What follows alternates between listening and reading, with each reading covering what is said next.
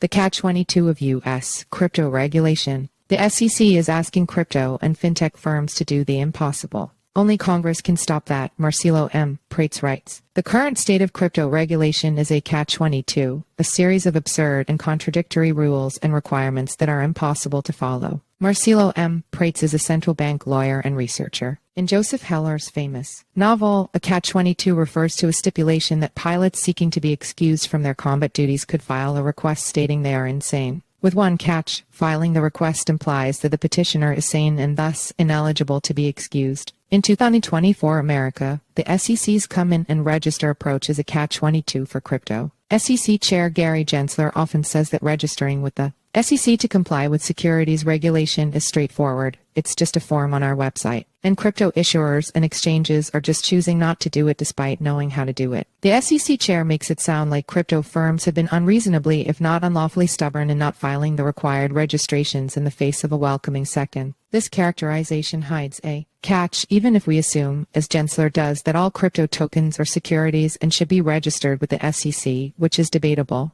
and that the registration process is simple, which is not. Successful registration would lead to a dead end. Registered crypto tokens, like any registered securities, could only be traded on registered exchanges through registered broker-dealers. But that's impossible today. The Financial Industry Regulatory Authority FINRA, a self-regulatory organization that oversees broker-dealers, has approved just a few institutions to deal with crypto tokens. Among these institutions, only one is a special-purpose broker-dealer, Prometheum, which remains inactive and hasn't yet listed a token to trade almost 1 year after the approval. See also, aspiring. Crypto banks plight shows Binance's issues. The SEC, moreover, hasn't allowed any currently registered exchange or broker-dealer to list, custody, or trade crypto tokens. The SEC's view is that any registered institution willing to work with crypto tokens could not deal in, effect transactions in, maintain custody of, or operate an alternative trading system for traditional securities. Further, virtually no crypto tokens have been registered with the SEC so far. And that's the catch-22.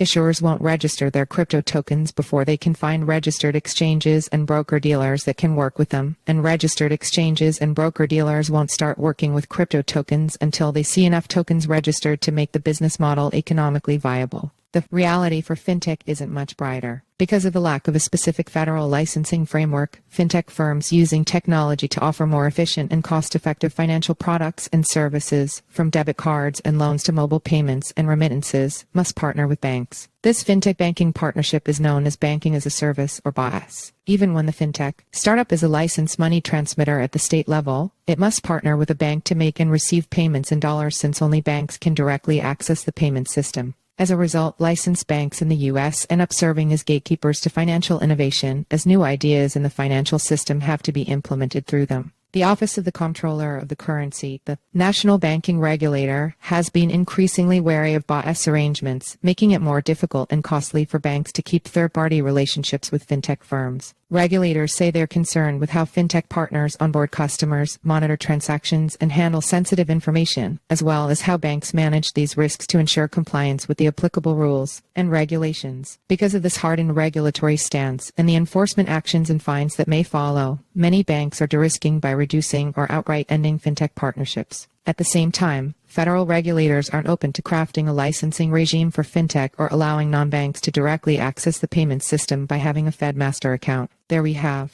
another catch-22. In the present regulatory environment, fintech can only survive in the U.S. with the active collaboration of banks, but federal regulators don't want banks to partner with fintech companies. What can be done? See also, in Legilex versus SEC, crypto goes on offense. In the court's opinion, only Congress can solve these puzzles. State legislators have been active on both fronts, designing bespoke regulatory frameworks for crypto, like the BIT license in New York or the Digital Financial Assets Law in California, and fintech, like the Special Purpose Depository Institution (SPDI) charter in Wyoming. But none of these state laws and regimes relieve state-compliant institutions from facing troubles at the federal level. Just ask Coinbase, which holds a BIT license but is being sued by the SEC for operating as an unregistered securities exchange, broker, and clearing agency, or custodia, a chartered SPDI that wasn't allowed to hold a FedMaster account and thus cannot directly offer basic payment services. Congress must act to keep financial innovation alive. Enacting tailored licensing and regulatory federal frameworks for crypto and fintech is crucial for holding the S. Capital and financial markets sound competitive and inclusive. To paraphrase Heller, crypto and fintech companies should embrace the idea that they are going to live forever or die in the attempt.